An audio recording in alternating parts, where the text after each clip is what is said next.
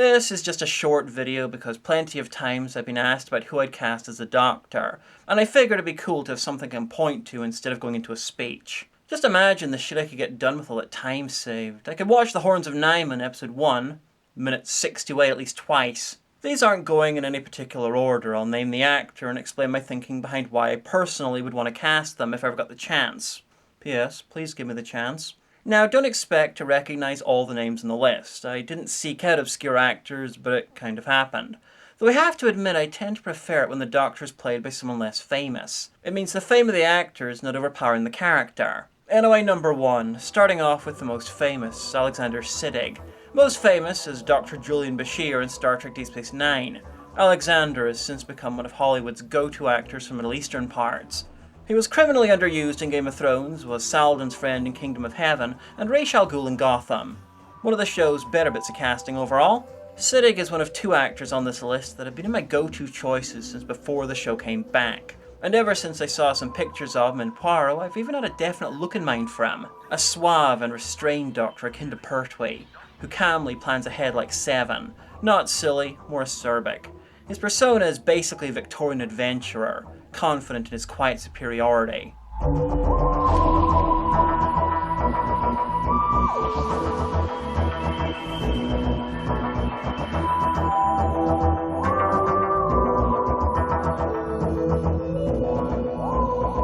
Number 2 is my other long-term choice, Keith Lee Castle. I first saw him in Vampirology, an episode of Urban Gothic, where he delivered an incredible performance as a vampire who was being followed by a documentary crew. He was equal parts pathos and David Bowie. After 100 years of every which way, I needed to settle into some kind of monotonous dependency. That's why all my friends are famous, or fashion, or dead.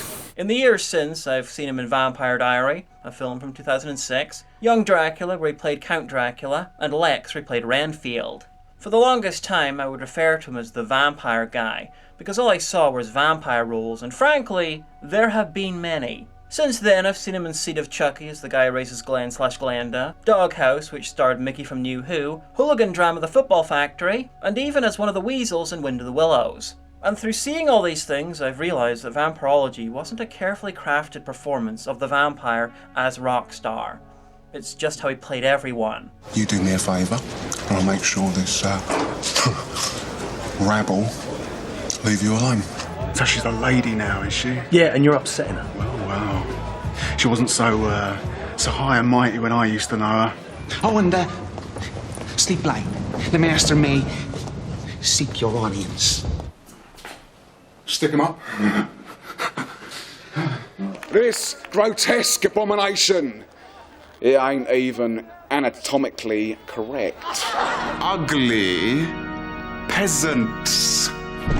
And frankly, that is much better for the Doctor. A more limited actor with a strong persona, 9 times out of 10, will play the part better than a gifted actor. Why is this? The Doctor is an old alien from a culture that we can't fathom, sees the universe in higher dimensional terms, and even has a very different view of identity than a human does, thanks to regeneration. A gifted actor will usually try to find the humanity in the Doctor, which is impossible and just lowers him to our level. So how do you portray this sort of character? Do what they did with Pertwee, both Bakers, McCoy, Smith and Capaldi. Get an actor who's a bit weird and have them play the part as himself.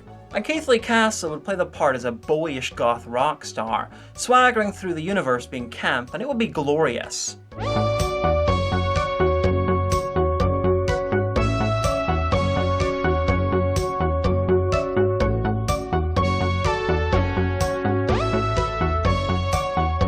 Number 3 is Louisa Harland, and she gets a little bit of a caveat.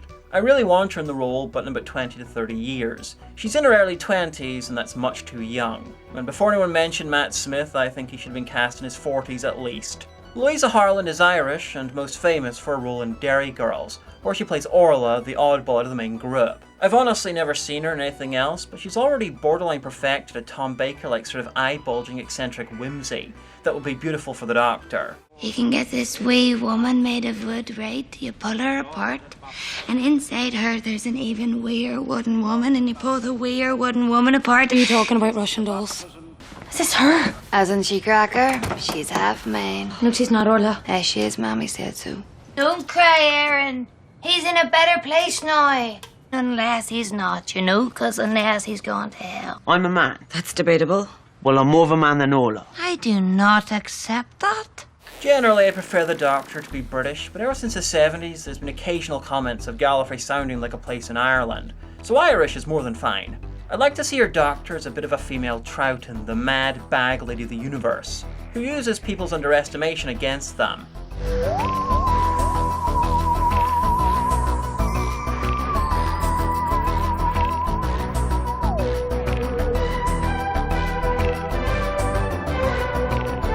Number 4 is Ramon Tikaram, who was a bit of a heartthrob in the 90s, starring in an adaptation of the Kama Sutra, and is primarily a stage actor. He's now a lightly eccentric silver fox who featured in Jupiter Ascending as one of those charming space police, and played the glorious Dorian Pavus in Dragon Age Inquisition. What? You thought this would be easy? No, I was just hoping you wouldn't crush our village like an anthill. Sorry about that. Archdemons like to crush, you know. Can't be helped. Am I speaking too quickly for you? I see his Doctor as romantic and funny, but very, very chaste. Kind of like the star of a weird bodice ripper where he charms the pants off people but never does anything afterwards. He'd be the most theatrical Doctor since Six, a seductive showman, who could take the direct approach, but it's much more fun to float through the story, letting his voice do the talking, because what a voice. My powers never fail me. Yes. Levitation. I can do that. Watch.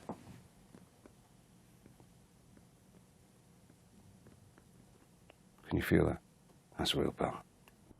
Magic.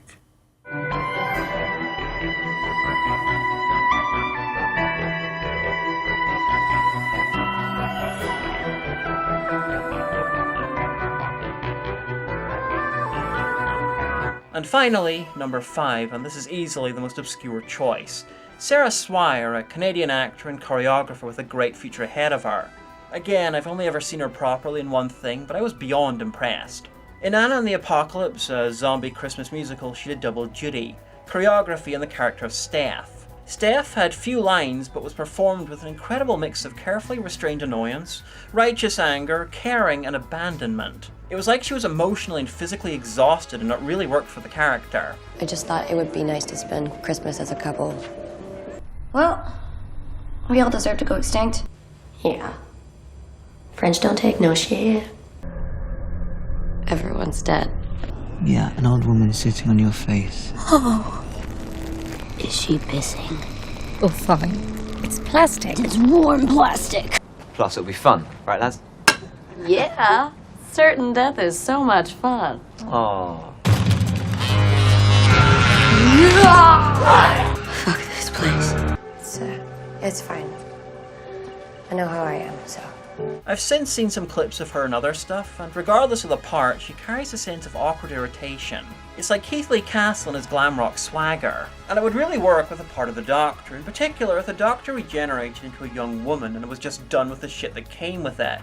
I prefer the Doctor old, but the idea of an old, Capaldi-ish or Hartnell-ish personality being jammed into a 20-something woman has great potential. In short, an irritable Doctor dealing with ageism, sexism, and being underestimated, and dealing with it terribly. A Doctor that feels entitled to respect and deference from everyone around them, and forced to get it the hard way, by saving the day over and over and over again. I could see this Doctor being faced with a minor character in historical, who tells her that women aren't allowed in the room that she needs to get into, and sarcastically agreeing before barging through because she's clearly not a woman, she's the Doctor and they were too dumb to see it. If not handled right, this could become whiny as hell, but if done right, this could be great.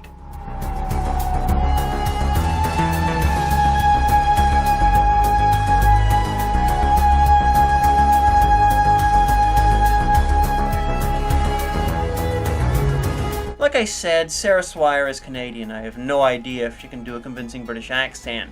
But even if she can't, I don't really much care. It'd be one more level to the old patrician Doctor being stuck outside their comfort zone. Okay, bonus round. These are some actors that I had on my list, but for various reasons aren't on it anymore. Often through death or age, or because I feel their ideal time has passed. Richard O'Brien. If Seven had got another series back in 1989 and regenerated as planned, I could see them taking a chance on another series just to see if 8 takes off. And my choice would have been Richard O'Brien playing a wonderfully queer incarnation. Liam McKern, most famous as Rumpel of the Bailey. Liam McKern also played number 2 in The Prisoner in the 60s, and he was amazing. That there are some people who leave this place, and some who do not leave. Has it ever occurred to you that you're just as much a prisoner as I am? Oh, my dear chap, of course, I know too much. We're both lifers. In short, he's how you'd imagine Brian Blessed would play the Doctor. He died many years ago, but he easily could have slotted in as an alternate 3 or 4. And speaking of Brian Blessed, he was offered the role in the 60s, back when he was a fresh-faced 20-something and long before he became the world's greatest living cartoon. He would have been 2. Now, 2 is my favourite Doctor, but I would love to have seen what he would have done with the role. Richard Coyle, who can be seen in The Chilling Adventures of Sabrina, back in the early 2000s was one of the original stars of Coupling, written by a guy called Stephen Moffat. In Coupling, he demonstrated a superhuman ability to say reams upon reams of bullshit convincingly, and play someone who expertly straddled the line between normal and totally fucking insane. That he wasn't offered the role of 9 or 10 is a crime against awesome. Michelle Gomez would have been an amazing Doctor. I'm honestly sad they cast her as the Master when they could have cast her as 11 or 12. The darkly funny magic she does so well would have been much better coming from the Doctor. Patterson Joseph, who was in Series 9 with Eccleston, was a favourite to play 11, and because he played the Marcus de Carabas, I'm still bitter that he lost to Smith. And finally, Tilda Swinton, because, fuck it, she could even have played him as a guy. It would have been rad. Hell, she stole his time. The brilliant Doctor pictures used here were done by DeVillo, a really talented guy. I sent him my script for each Doctor, some thoughts I had for the costuming, and some reference pictures, and he did the rest. Here's his DeviantArt if you want to see more of his stuff, and his Patreon if you'd like to make a commission. I highly suggest you check him out. The themes were all done by a YouTuber called George C. Music. He's incredibly talented. I'd suggest you give him a sub. He does more than just Doctor Who.